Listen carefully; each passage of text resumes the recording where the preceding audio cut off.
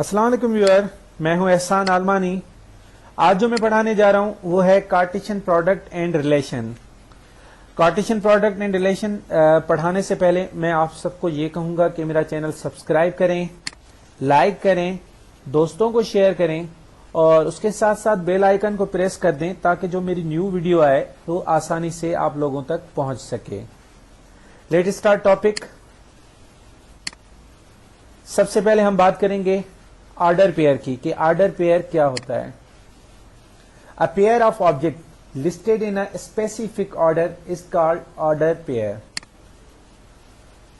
It is written by listing the two object in the specified order, separating by a comma and including the pair in parenthesis। अब parenthesis क्या होता है? parenthesis एक brackets होती है जिससे small bracket हम कहते हैं। For any two real numbers a and b, if we regard a as a first and b as a second, then the order pair of a and b is denoted by a and b। हम इसको small bracket में show करते हैं, जैसे यहां पे लिखा हुआ ए एंड बी। पेयर का मकसद होता है दो ही इसमें जो होते हैं कंपोनेंट होते हैं, कंपोनेंट कहें या एलिमेंट्स, दो ही एलिमेंट्स होते हैं जो कि स्मॉल ब्रैकेट्स में होते हैं। In the order pair a is called first component or element and b is called second component or element. एक ऑर्डर पेयर में जो ये ब्रैकेट में लिखा हुआ है, जैसे कि अगर मैं बात करूं यहां x और यहां पे y, तो x क्या है? फर्स्ट कंपोनेंट है इसका ऑर्डर पेयर का, और y क्या है? Second component of order pair है। कंपोनेंट कहें या एलिमेंट्स कहें। और इसी तरीके से अगर मैं यहां पे लिख दूं ये z और w, तो z क्या है? First component of the order pair and w क्या है? Second component of the order pair. जो ऑर्डर पेयर होते हैं वो स्मॉल ब्रैकेट्स में ही लिखे जाते हैं और पेयर का मकसद यही होता है कि दो चीजें, तो यहाँ पे दो ऑब्जेक्ट्स होते हैं। जैसे कि अगर मैं बात करूं एक x ऑब्जेक्टिव है और दूसरा जो है वो y है, तो x को कहेंगे हम फर्स्ट एलिमेंट और y को कहेंगे हम सेकंड एलिमेंट या first component and second component. Example, order pair में 5 and 7। 5 क्या है? is an order pair with 5 as the first element and 7 as the second element। जिसको 5 को ऐसे कहें कि फर्स्ट कंपोनेंट है और 7 को ऐसे कहें कि ये एक सेकंड कंपोनेंट का यूज करें या एलिमेंट्स यूज करें। Two order pair are said to be equal if there corresponding elements are equal. A equal to C and B equal to D. तो फर्स्ट कंपोनेंट जो होंगे वो फर्स्ट कंपोनेंट के equal होंगे, मतलब दोनों ऑर्डर पेयर में जो फर्स्ट एलिमेंट होगा वो फर्स्ट एलिमेंट के इक्वल होगा और जो सेकंड एलिमेंट होगा वो सेकंड एलिमेंट के इक्वल होगा। The set A B and B A are equal but the order pair A B and B A are not equal. अगर मैं सेट की बात करूं तो सेट में ऑर्डर मैटर नहीं करता। सेट में ए बी लिखें या बी ए लिखें एक ही बात होती है। अगर यहां पे अगर कहूं कि ए है तो ए तो यहां पे भी मौजूद है, अगर यहां बी की बात करूं तो बी यहां पे भी मौजूद है। तो सेट में ऑर्डर मैटर नहीं करता, पहले ए को लिखें या पहले बी को लिखें। मगर अगर मैं ऑर्डर पेयर की बात करूं तो ऑर्डर पेयर में ए और बी ए ये दोनों इक्वल नहीं होंगे। क्यों नहीं होंगे? क्योंकि अगर यहां पे जो फर्स्ट कंपोनेंट है वो ए है और यहां फर्स्ट कंपोनेंट जो है वो बी है, तो ए बी के इक्वल नहीं होगा। और उसी तरीके से अगर मैं बात करूं तो बी और यहां ए, तो बी ए के इक्वल नहीं होगा। एक एग्जाम्पल ले लेते हैं, जैसे कि अगर मैं कहूं 3 और 2 है और यहां पे लिख दूं 2 और 3, ये दोनों आपस में इक्वल नहीं होंगे। क्यों नहीं होंगे? क्योंकि यहां पे जो फर्स्ट कंपोनेंट है वो 3 है और यहां पे जो फर्स्ट कंपोनेंट है वो 2 है, तो 3 इक्वल टू 2 नहीं हो सकता क्योंकि 3 2 के बराबर नहीं है। और उसी तरीके से अगर मैं बात करूं सेकंड एलिमेंट्स या सेकंड कंपोनेंट की, तो 2 इज नॉट इक्वल टू 3, तो इस वजह से ये आपस में इक्वल नहीं होते। तो ऑर्डर पेयर में हमें ये जहन में रखना है कि ऑर्डर पेयर में ए बी हो या बी हो, तो ये दोनों आपस में इक्वल नहीं होते। अगर यही चीजें अगर सेट में हो तो सेट में वो इक्वल होते हैं, क्योंकि सेट में ऑर्डर मैटर नहीं करता। हम कुछ एग्जाम्पल लेते हैं, जैसे कि find the value of x and y if two order pair x -3 and -6 and 4x + y are equal. यहां पे दो ऑर्डर पेयर हैं और दोनों ऑर्डर पेयर आपस में क्या हैं, इक्वल हैं। x -3 and -6 and equal to 4 and x + y। तो यहां पे क्या करेंगे, फर्स्ट कंपोनेंट और first element equal to first element. तो फर्स्ट सबसे पहले अगर पहले सेट की बात करूं, पहले ऑर्डर पेयर की बात करूं, तो पहले ऑर्डर पेयर में फर्स्ट जो एलिमेंट है वो x -3 है, तो ये इक्वल होगा 4 के, क्योंकि फर्स्ट एलिमेंट इक्वल होगा फर्स्ट एलिमेंट के। और उसी तरीके से सेकंड एलिमेंट जो होगा वो सेकंड एलिमेंट के इक्वल होगा। सबसे पहले क्या करेंगे, हम x की वैल्यू ढूंढेंगे। तो x की वैल्यू ढूंढने के लिए हम जो फर्स्ट कंपोनेंट थे आपस में इक्वल रखे थे वो रखेंगे। x -3 इक्वल टू 4, ये एक लीनियर इक्वेशन है। अब माइनस के 3 हैं, अगर इसको राइट हैंड साइड पे ले जाएंगे तो प्लस के 3 बन जाएंगे, तो 4 + 3 7, तो x की जो वैल्यू आएगी वो 7। Now find the value of y। So -6 equal to x + y। सबसे पहले क्या करेंगे, हम यहाँ पे x की वैल्यू पुट करेंगे। जहां पे x है उसको हटा के x की जो वैल्यू हमने फाइंड की जो कि है 7, वो पुट करेंगे। तो -6 इक्वल टू 7 + y। 7 यहाँ प्लस का है, अगर इसको लेफ्ट पे ले जाऊं तो यहाँ बन जाएगा -6 तो ऑलरेडी था, 7 प्लस का था, उस तरफ जाके माइनस का 7 बन गया। तो y की जो वैल्यू यहाँ मिली वो -13 मिली। तो x की जो वैल्यू मिली वो 7 और y की जो वैल्यू मिली वो -13 मिली। नेक्स्ट एग्जाम्पल,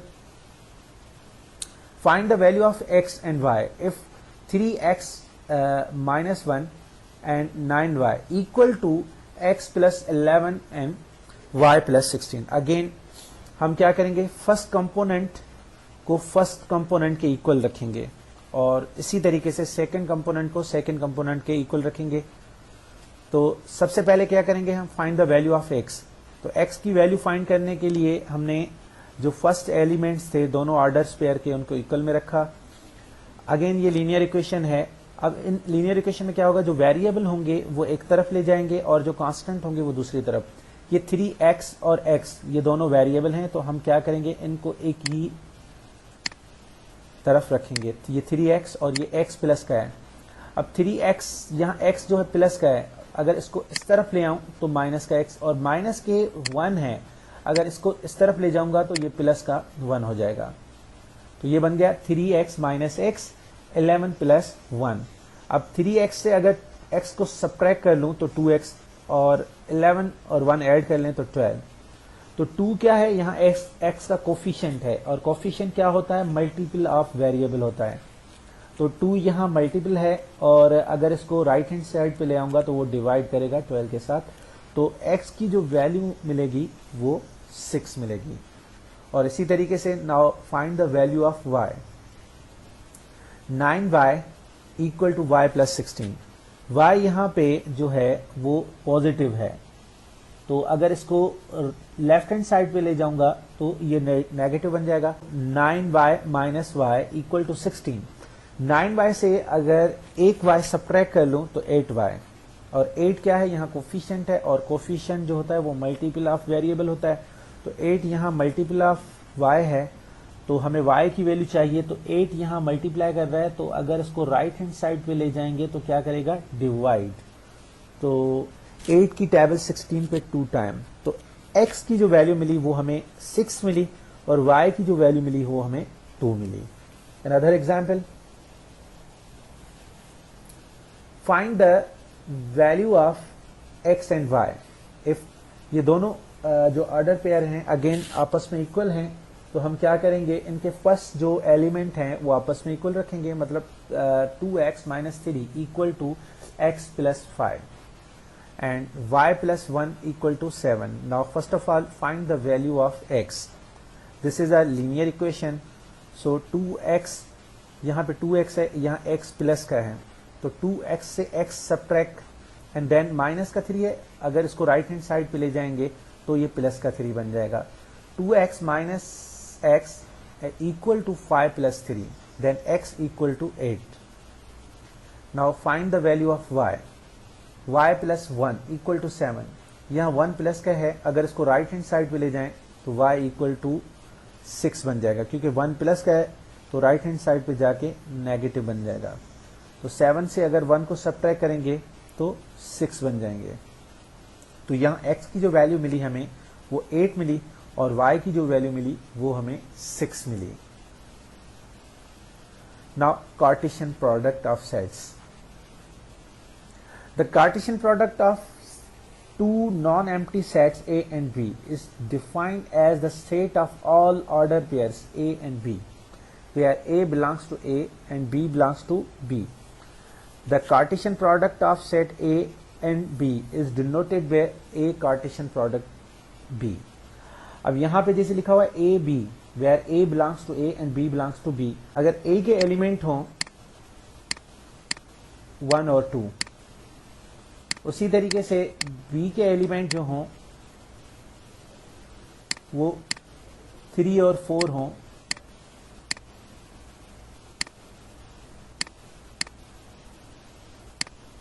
जब A कार्टेशियन प्रोडक्ट B करेंगे, मतलब A कार्टेशियन प्रोडक्ट B, तो यहां पे क्या बनाएंगे हम? Order pair. तो जब भी ऑर्डर पेयर बनाएंगे तो जब देखें A पहले है तो हमें क्या करना है? A का पहला ही एलिमेंट B के पहले एलिमेंट से उसका ऑर्डर पेयर बनाना है, मगर ये जहन में रखना है कि A के जो एलिमेंट हो एज अ फर्स्ट कंपोनेंट हो, एज अ फर्स्ट एलिमेंट हो। जैसे कि 1 का जो ऑर्डर पेयर बनेगा वो 3 के साथ बनेगा। अब 1 क्या था? 1 A का, और 3 क्या था? वो 3 B का एक एलिमेंट था। तो 1 और 3, उसी तरीके से अगेन 1 को उठाएंगे और उसके साथ 4 के साथ उसका पेयर बनाएंगे। अगेन 2 उठाएंगे, उसके साथ जो पेयर बनेगा वो 3 का। अगेन 2 उठाया और उसके साथ जो उसका पेयर बनाया वो 4 के साथ बनाया।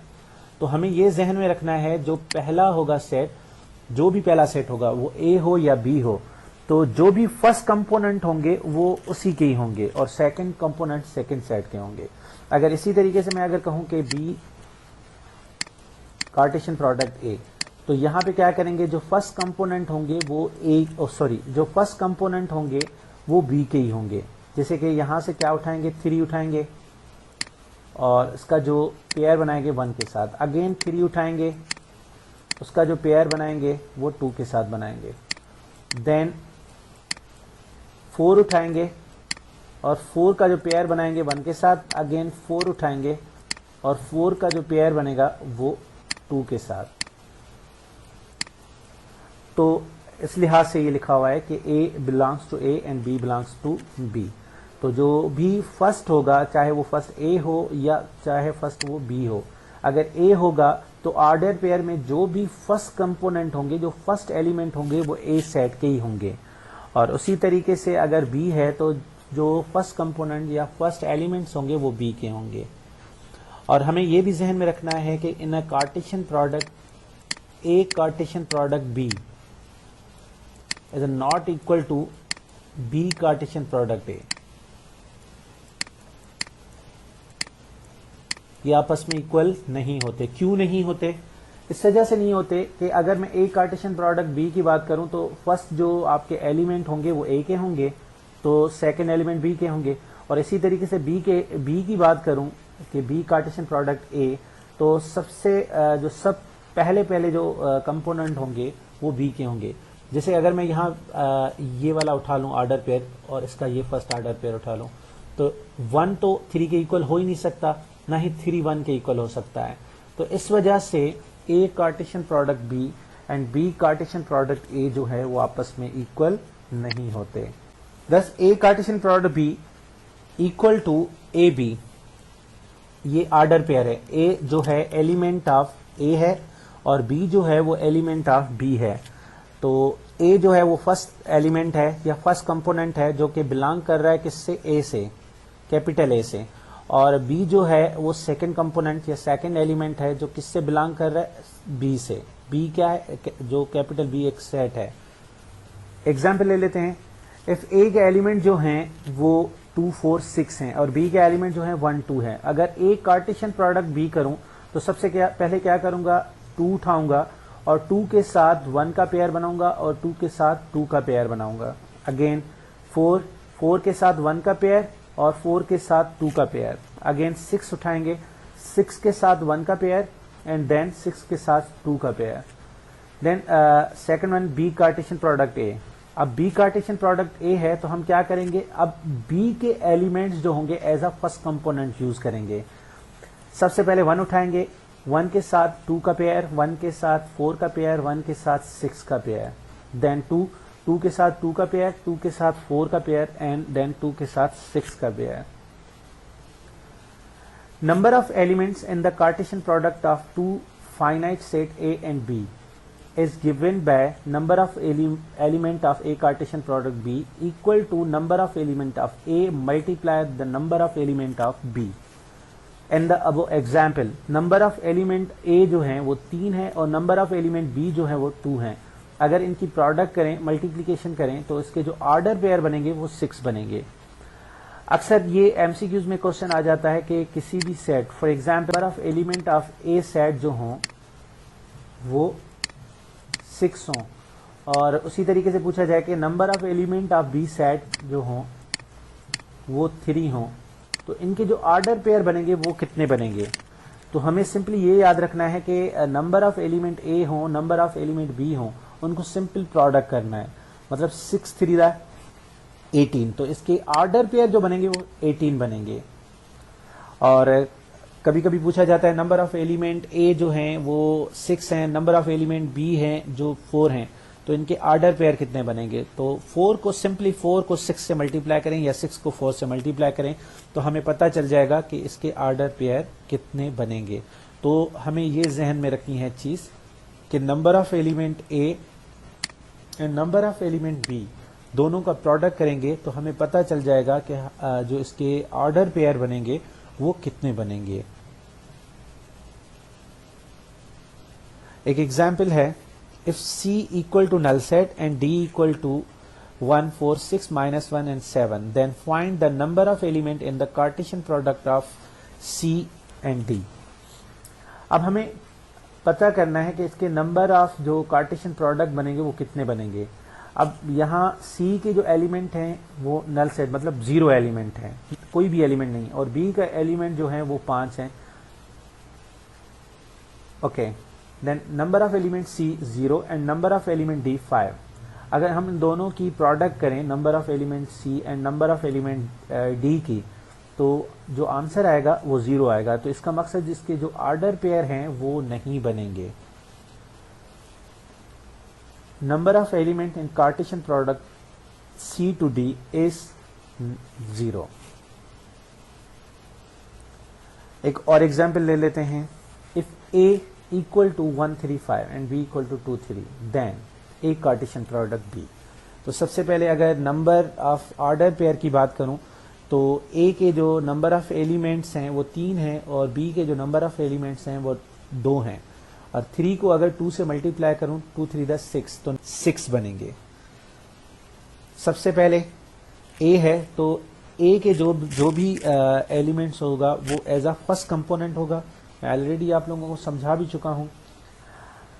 1 का जो पेयर बनेगा वो 2 के साथ, 1 का पेयर 3 के साथ, अगेन 3 का पेयर 2 के साथ, 3 का पेयर 3 के साथ, देन 5 का पेयर 2 के साथ और 5 का पेयर 3 के साथ, then B Cartesian product A। तो हम क्या करेंगे, सबसे पहले B के एलिमेंट लिखेंगे उसके बाद A के। तो B को as a first component use करेंगे और A को एज अ सेकेंड कंपोनेंट। तो 2 के साथ जो बनेगा पेयर बनेगा 1 का, अगेन 2 के साथ 3 का और देन 2 के साथ 5 का। 3 as a first component, here 1 is a second component, 3 then 3 and 3 with 5। इनके ये ऑर्डर पेयर बने वो इस तरीके से बने। Now A Cartesian product A, you know that the number of element of A is 3। तो सबसे पहले अगर मैं बात करूं कि इनके जो ऑर्डर पेयर बनेंगे वो कितने बनेंगे, तो नंबर ऑफ एलिमेंट ए है तो एक ही बात है, इसके भी 3 और इसके भी 3, 3 को 3 से मल्टीप्लाई करूं तो इसके जो ऑर्डर पेयर बनेंगे वो 9 बनेंगे। अब ऑर्डर पेयर कैसे बनाएंगे, सबसे पहले 1 का 1 के साथ, 1 का 3 के साथ, देन 1 का 5 के साथ, देन 3 का 1 के साथ, 3 का 3 के साथ, देन 3 का 5 के साथ, और अगेन 5 का जो बनेगा वो 1 के साथ, then 5 3, then 5 5। Next B Cartesian product B. B के जो एलिमेंट हैं वो 2 हैं, 2 × 2 4, तो इसके जो ऑर्डर पेयर बनेंगे वो 4 बनेंगे। सबसे पहला जो ऑर्डर पेयर बनेगा 2 के साथ 2 का, देन 2 के साथ 3 का, देन 3 का 2 के साथ, 3 का 3 के साथ। Now relation of set. If A and B are two non-empty sets, then the relation R from A to B is a subset of A Cartesian product B. Relation क्या होते हैं, रिलेशन होते हैं subset of A Cartesian product B. जिस तरीके से हम कोई सेट लेते हैं और फिर उसके सबसेट बनाते हैं, इसी तरीके से रिलेशन जो बनते हैं वो ऑर्डर पेयर से बनते हैं। ऐसे समझें, ऑर्डर पेयर जो होते हैं वो एज अ एलिमेंट्स होते हैं और उसके फिर हम रिलेशन बनाते हैं। जैसे कि अगर मैं एग्जांपल ले लूं, अगर ए के एलिमेंट जो हैं वो 1 और 2, और उसी तरीके से बी के एलिमेंट जो हों वो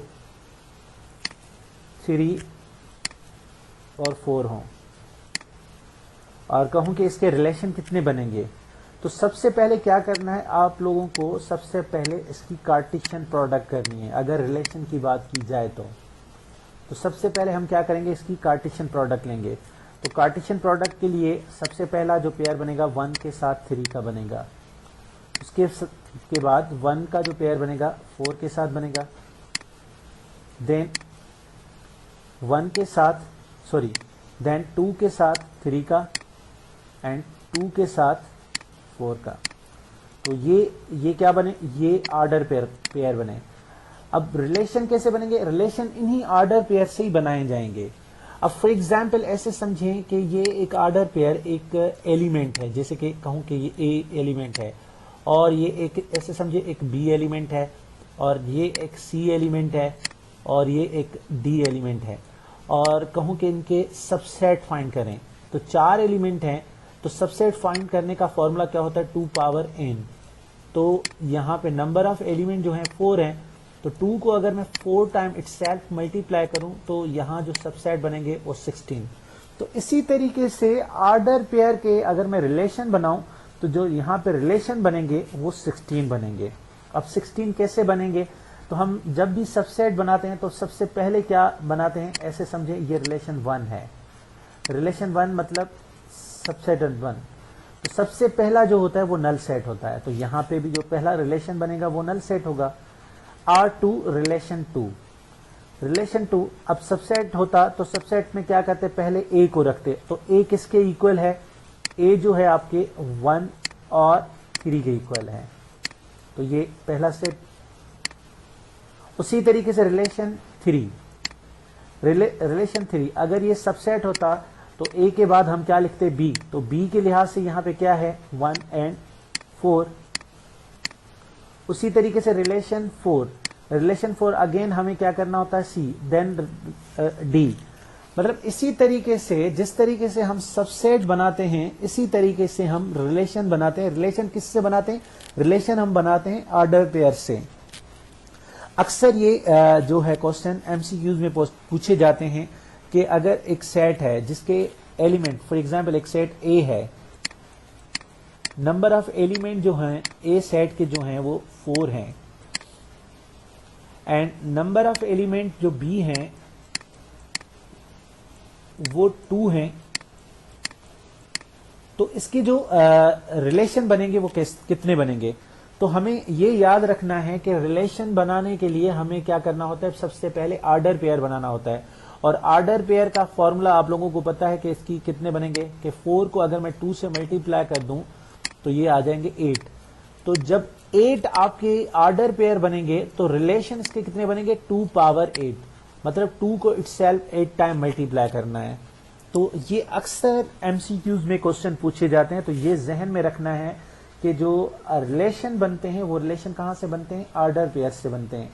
आर्डर पेयर ऐसे समझे उनके एलिमेंट्स होते हैं और रिलेशंस जो बनते हैं वो उन्हीं से बनाए जाते हैं। और जो रिलेशन होते हैं वो सबसेट किसके होते हैं, आर्डर पेयर्स के होते हैं। कभी कभी पूछा जाता है कि if the element of A set है, उसके जो एलिमेंट्स हैं वो 2 हैं, और बी सेट हैं, उसके जो एलिमेंट्स हैं, number of element of set B जो है वो 3 हैं, तो इनके रिलेशन कितने बनेंगे। जब भी जो भी क्वेश्चन हो, सबसे पहले उस क्वेश्चन को क्लियरली हमें समझना चाहिए कि वो पूछ क्या रहा है, वो ऑर्डर पेयर पूछ रहा है या रिलेशन पूछ रहा है। अगर वो सिंपल ऑर्डर पेयर की बात कर रहा है तो सिंपली इनको मल्टीप्लाई कर दें, जैसे 2 मल्टीप्लाई 3। तो 2 को अगर मैं 3 से मल्टीप्लाई करूंगा तो यहाँ जो आंसर आएगा वो 6 आएगा। तो इसके जो ऑर्डर पेयर बनेंगे वो 6 बनेंगे।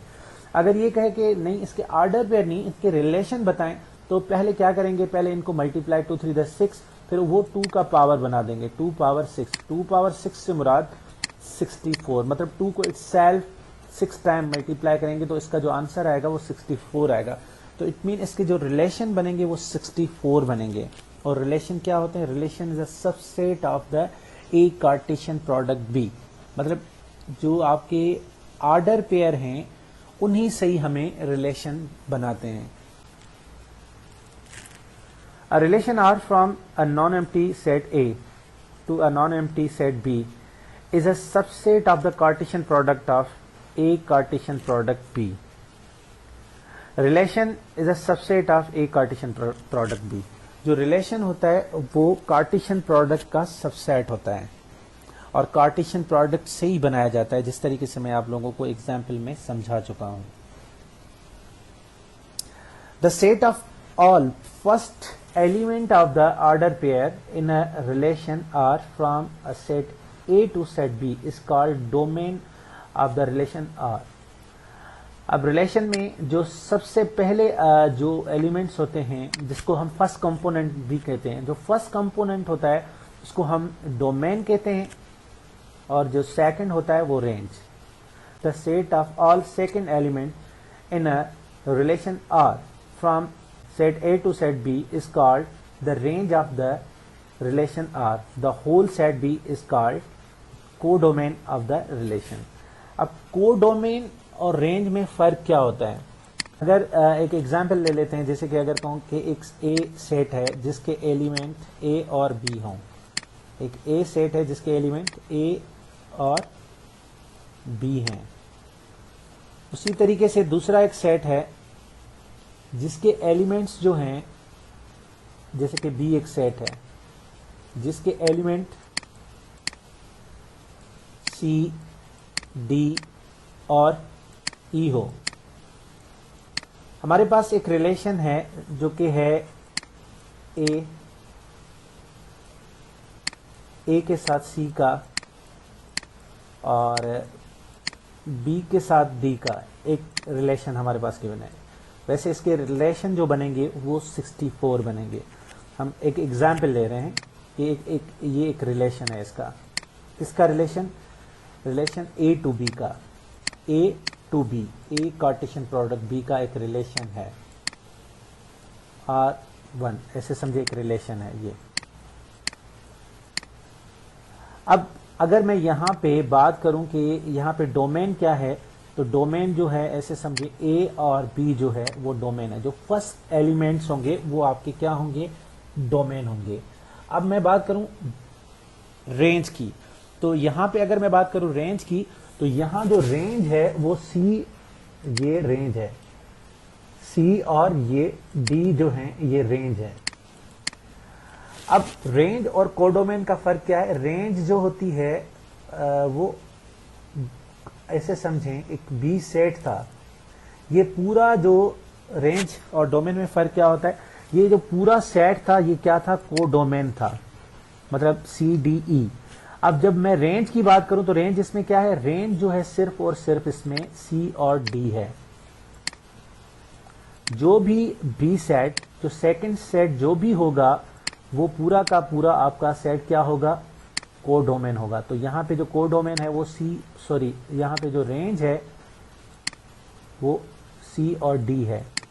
अगर मैं कोडोमेन की बात करूं तो कोडोमेन जो था वो पूरा का पूरा सेट जो था वो बी था, और पूरा पूरा सेट बी क्या था, सी और डी और ई। तो ये होता है फर्क ये होता है फर्क किसका, रेंज और कोडोमेन का।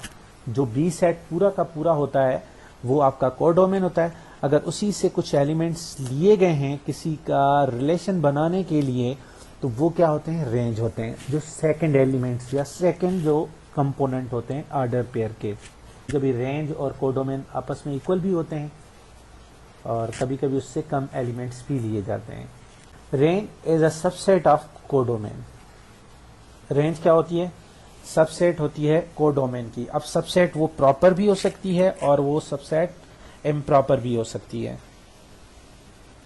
एक एग्जाम्पल है, in the given order pair 4 6 8 4 4 4 9 11 6 3 3 0 and 2 3 find the following relation, also find the domain and range. सबसे पहले हम इसका डोमेन एंड रेंज फाइंड करते हैं। अब डोमेन एंड रेंज की बात करूं तो सबसे पहले हम डोमेन की बात करते हैं। तो डोमेन यहां पे जो है वो यहां पे डोमेन जो है जैसे कि अगर कहूं 4 है और यहां 8 है, अगेन 4 है तो 4 एक वंस टाइम लिखेंगे। यहां पे 9 है, 6 है, 3 है एंड 2 है। ये जो है ये सारे के सारे क्या हैं, डोमेन है।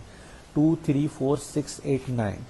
अगर रेंज की बात करूं तो रेंज जो है यहाँ पे 6 है, 4 है, 11 है, 3 है, 0 है एंड देन 3, तो वंस टाइम 3 हम लिखेंगे। तो जो रेंज इसकी है वो 0 3 4 6 11 है। सबसे पहला जो क्वेश्चन है, एक रिलेशन है R1 जिसमें A एज अ डोमेन है, B एज अ रेंज है। यहाँ A is less than B, मतलब इन्हीं ऑर्डर पेयर्स में हमें ऐसे ऑर्डर पेयर ढूंढने हैं जिसमें डोमेन जो हो वो लेस देन रेंज हो, मतलब जो रेंज की वैल्यू हो डोमेन से कम हो। तो रिलेशन 1 में कौन से आएंगे, 4 एंड 6, क्योंकि यहाँ 4 6 से कम है, डोमेन स्मॉलेस्ट है रेंज से, 9 11 and 2 and 3। Second one question R2 A जो है डोमेन है, B एज अ रेंज है, A इक्वल टू B, मतलब ऐसे ऑर्डर पेयर जिसमें A और B की वैल्यू इक्वल हो, मतलब सेम हो। अब हमें इन्हीं ऑर्डर पेयर्स में देखना है कि A और B की वैल्यू सेम किस में है, जैसे कि 4 एंड 4 है और दूसरा नहीं है, तो इसका जो आंसर आएगा वो 4 4 आएगा। अगेन सेम ऑर्डर पेयर हैं। अब इसका C क्वेश्चन जो है, relation 3 A as a domain, B as a range, A minus B equal to 4। मतलब पेयर ढूंढने हैं जिसमें से अगर डोमेन से अगर रेंज को सब्ट्रैक्ट करूं तो आंसर जो आए वो 4 है। जैसे कि अगर मैं 4 से 6 को सब्ट्रैक्ट करूं तो आंसर जो आएगा वो -2 आएगा, मगर यहाँ पे आंसर 4 आना चाहिए। 8 में से अगर 4 को सब्ट्रैक्ट करूं तो 4, तो इट मीन ये भी सही है। उसी तरीके से 4 से 4 को सब्ट्रैक्ट करूं तो 0 आएगा, 9 से 11 को सब्ट्रैक्ट करूं तो -2 आएगा, 6 से 3 को सब्ट्रैक्ट करूं तो 3 आएगा, 3 से अगर 0 को सब्ट्रैक्ट करूं तो 3 आएगा एंड 2। नेक्स्ट जो है वो रिलेशन 3 है, A minus B equal to 4।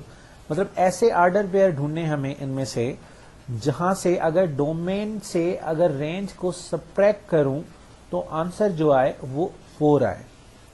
अब यहाँ पे अगर ये डोमेन 4 है और ये रेंज 6 है, अगर मैं 4 में से 6 को सब्ट्रैक्ट करूं तो -2 आएगा, 8 में से 4 को सब्ट्रैक्ट करूं तो 4 आएगा। तो इट मीन जो इसका आंसर आएगा वो 8 एंड 4 आएगा।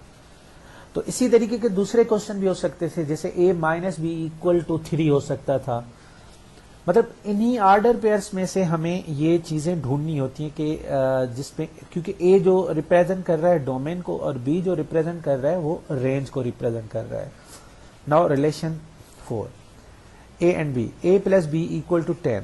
मतलब ऐसे ऑर्डर पेयर इनमें से ढूंढने हैं जिनमें डोमेन और रेंज को मैं ऐड करूं तो उसका जो आंसर है वो 10 है। जैसे 4 और 6 को ऐड करूं तो 10, 8 और 4 को 12, तो ये फर्स्ट तो यही होगा, तो 4, उसके बाद और दूसरा कोई नहीं है। नेक्स्ट जो है, determine the domain and range of the relation are defined by, एक रिलेशन है उसमें डोमेन एंड रेंज हमें ढूंढने हैं कि इसमें डोमेन क्या होगा और रेंज क्या होगा, जबकि x जो बिलोंग कर रहा है, किससे बिलोंग कर रहा है, 0 1 2 3 4 5 से। हम क्या करेंगे, x प्लस 5 के एक ऑर्डर पेयर है ये x और x प्लस 5।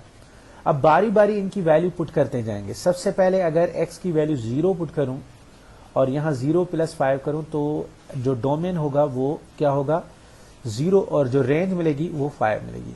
उसी तरीके से x की वैल्यू 1 पुट करूं और यहाँ पे x प्लस 5 मतलब 1 प्लस 5 करूं तो डोमेन की जो वैल्यू बनेगी वो 1 और रेंज की जो होगी वो 6 होगी। मतलब जिस तरीके से हम जो भी डोमेन की वैल्यू रखते जाएंगे वही वैल्यू हम रेंज में ऐड करते जाएंगे, तो इसका जो आंसर बनेगा वो इस तरीके से बनेगा। जो डोमेन बनेगी, जैसे कि सबसे पहले हमने x की जगह 0 पुट किया, मतलब हमने डोमेन जो 0 उठाया, वैल्यू 0 उठाई, तो डोमेन हमें क्या मिला 0 और रेंज क्या मिली 5। अगेन हमने x की वैल्यू 1 उठाई तो डोमेन 1 मिला और रेंज 6 मिली। जितनी वैल्यू हम डोमेन में रखते जा रहे हैं उतनी रेंज में वैल्यू जो है वो इंक्रीज होती जा रही है। अगेन 2 है तो यहाँ 7, 3 है तो 8, 4 है तो 9, क्योंकि यहाँ x प्लस 5 है, मतलब x की जो भी वैल्यू हम रखेंगे वो सेम टू सेम डोमेन की जगह पे भी रखनी है और रेंज की जगह पे भी हमें रखनी है। तो यहाँ पे जो डोमेन हमें मिला वो 0 1 2 3 4 5 मिला और जो रेंज मिली 5 6 7 8 9 और 10 मिली। Next example, find the domain and range of the relation. एक रिलेशन गिवन है, इसमें से हमें डोमेन एंड रेंज ढूंढने हैं। रिलेशन है x y, x as a domain है, वाई एज अ रेंज है, such that x y belongs to. अब इक्वेशन क्या है, x plus 2y is equal to 5। सबसे पहले हम क्या करेंगे, y की वैल्यू 1 पुट करेंगे। अगर y की वैल्यू 1 पुट करेंगे इस इक्वेशन में तो x की जो वैल्यू मिलेगी हमें वो क्या मिलेगी, 3 मिलेगी। उसी तरीके से अगेन सेम इक्वेशन उठाएंगे, x plus 2y is equal to 5। Again y की वैल्यू 2 पुट करेंगे। अब x plus 2y is equal to 5 है तो हमने क्या किया, y को हटा के उसकी जगह वैल्यू 2 पुट कर दी, 2 टू द 4। तो x प्लस 4 इक्वल टू 5, 4 यहाँ प्लस का है, उस तरफ जाके माइनस करेगा तो x की वैल्यू जो आएगी वो 1 आएगी। अगर इसी तरीके से सेम आगे हम बढ़ेंगे, मतलब अब अगर हम y की वैल्यू जो है 3 पुट करें और यहाँ पे रखें x plus 2y equal to 5। अब x और y दोनों जो हैं वो हमारे क्या हैं, वो हमारे नेचुरल नंबर हैं। n शो करता है नेचुरल नंबर्स को, तो 2 और यहाँ पे 3, तो ये हो जाएंगे 6, 2 3 द 6। अब 6 यहाँ पे प्लस का होगा, उस तरफ जाके माइनस करेगा तो x की वैल्यू 5 माइनस 6, तो x की जो वैल्यू आएगी वो -1 आएगी। अब देखें x की वैल्यू अगर -1 आ गई तो -1 जो है वो नेचुरल नंबर नहीं है, तो इसका मकसद ये हुआ कि ये स्टेप हमें नहीं करना है और यहीं तक हमें इसको छोड़ देना है। तो यहाँ पे जो डोमेन की वैल्यू आएगी वो 1 और 3 आएगी, क्योंकि डोमेन इट मीन x, क्योंकि x रिप्रेजेंट कर रहा है डोमेन को और y रिप्रेजेंट कर रहा है रेंज को। जो y की वैल्यू आएगी वो 2 और 1 आएगी। Next example, if xy represent element of w it mean whole numbers, find domain and range of the following relation। एक रिलेशन xy है जिसमें x रिप्रेजेंट कर रहा है as a domain and y represent कर रहा है एज अ रेंज को, और इक्वेशन क्या है 3x plus y is equal to 11। तो सबसे पहले क्या करेंगे, x की वैल्यू एज अ 0 लेंगे। क्यों, क्योंकि हमें पता है होल नंबर स्टार्ट कहाँ से होते हैं, 0 से स्टार्ट होते हैं। तो x की जगह यहाँ पे वैल्यू हमने 0 पुट की और 3 से अगर 0 को मल्टीप्लाई करेंगे तो 0 आएगा और 11 से सब्ट्रैक्ट करेंगे तो 11 सेम आएगा, तो y की यहाँ वैल्यू जो मिलेगी वो 11 मिलेगी। ओके, नाउ यहाँ पे कंफ्यूजन ये होती है कि सर आप वहाँ पे बता रहे हैं कि x और y दोनों जो हों वो होल नंबर हो, तो यहाँ पे सिर्फ हम x की ही वैल्यू क्यों ले रहे हैं, y की क्यों नहीं ले रहे। अगर यहाँ पे हम y की वैल्यू ले लेते, फॉर एग्जाम्पल हम यहाँ y, क्योंकि y और x दोनों होल नंबर हैं, अगर फॉर एग्जाम्पल यहाँ y की वैल्यू हम 0 ले लेते हैं और x की वैल्यू सर्च करते हैं कि x की वैल्यू क्या मिलेगी, यहाँ 3x और प्लस y इक्वल टू 11, तो यहाँ 3x है और प्लस y की जगह हम 0 पुट करेंगे तो यहाँ पे 11 सेम। अब 3 यहाँ मल्टीप्लीकेशन में है, वहां जाके क्या करेगा डिवाइड, तो x इक्वल टू 11/3, तो 11/3 जो है आपका जो होगा वो होल नंबर नहीं होगा क्योंकि ये डेसिमल में आएगा। इस वजह से हमने यहाँ पे जो वैल्यू लेनी है वो x की लेनी है। हमें ये देखें, जब भी इसी टाइप के क्वेश्चन हो तो हमें ये सोच समझ के करने हैं कि वैल्यू किसकी लेनी है, x की या y की, वो आप चेक करके देखेंगे। देखिए यहाँ पे हमने y की वैल्यू ली तो यहाँ से ये क्वेश्चन जो हो रहा था वो बिल्कुल रॉन्ग हो रहा था क्योंकि यहाँ पे जो वैल्यू मिल रही थी वो बिल्कुल ही गलत मिल रही थी।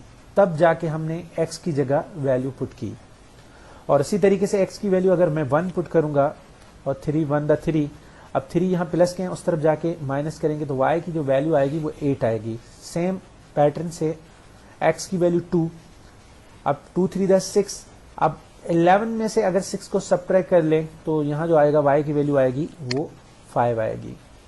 अब देखें यहाँ पे जैसे जैसे हम x की वैल्यू पुट करते जा रहे हैं तो y की वैल्यू जो है वो इंक्रीज होती जा रही है। जैसे पहले y की वैल्यू 8, फिर y की वैल्यू 5। कभी कभार ऐसे होता है कि वैल्यूज पुट करने के बाद एक वैल्यू जो होती है, दूसरी वैल्यू जो होती है वो इंक्रीज होती जाती है। जब इंक्रीज होने लगे तो हम क्या करते हैं, 2 3 4 स्टेप करके उसको फिर छोड़ देते हैं क्योंकि वो वैल्यू कहीं पे रुकेगी नहीं। मगर यहाँ पे डिक्रीज हो रही है, तो डिक्रीज होने का मकसद ये है कि कहीं ना कहीं ये रुकेगा। नाउ x की वैल्यू हम पुट करेंगे 3, तो 3 3 9, 9 यहाँ प्लस का उस तरफ जाके माइनस करेगा तो y की जो वैल्यू आएगी वो 2 आएगी। अगर इसी तरीके से मैं 3 की जगह 4 पुट कर दूं तो 12, और 11 में से अगर 12 को सब्ट्रैक्ट कर लूं तो -1 आएगा। तो -1 जो है वो होल नंबर नहीं है, तो इट मीन यहाँ पे ये वैल्यू जो होगी वो खत्म। यहाँ पे जो रिलेशन निकला, सबसे पहले डोमेन की वैल्यू हमने 0 पुट की तो रेंज की वैल्यू 11 मिली, डोमेन 1 पुट किया तो रेंज की वैल्यू 8 मिली, डोमेन 2 पुट किया तो रेंज की वैल्यू 5 मिली, डोमेन 3 पुट किया तो रेंज की वैल्यू 2 मिली। तो यहाँ पे जो डोमेन है वो है 0 1 2 3 और जो रेंज है वो है 2 5 8 एंड 11। इसके साथ अल्लाह हाफिज, इंशाअल्लाह हम नेक्स्ट लेक्चर में दोबारा मिलेंगे। इसके साथ साथ मैं लास्ट में दोबारा कहता हूं कि मेरा चैनल सब्सक्राइब करें, लाइक करें और दोस्तों को शेयर करें ताकि हो सके उनकी भी हेल्प हो जाए, उनको भी बात समझ में आ जाए। और उसके साथ साथ बेल आइकन को भी प्रेस कर दें ताकि जो मेरी न्यू वीडियो आए वो आसानी से आप लोगों तक पहुंच सके। और आखिर में ये भी कहूँगा कि हो सकता है कहीं पे कोई चीज़ मिस्टेक भी हो गई हो तो वो आप कमेंट्स बॉक्स में मुझे लिख के भेजें, या कोई ऐसी चीज़ें जो आप लोगों को समझ में ना आई हो या समझनी हो तो वो भी एक कमेंट्स में मुझे लिख दें ताकि मैं वो वीडियो बनाऊं और आप लोगों को और भी इजी तरीके से समझ आ सकें। तो अल्लाह हाफिज़।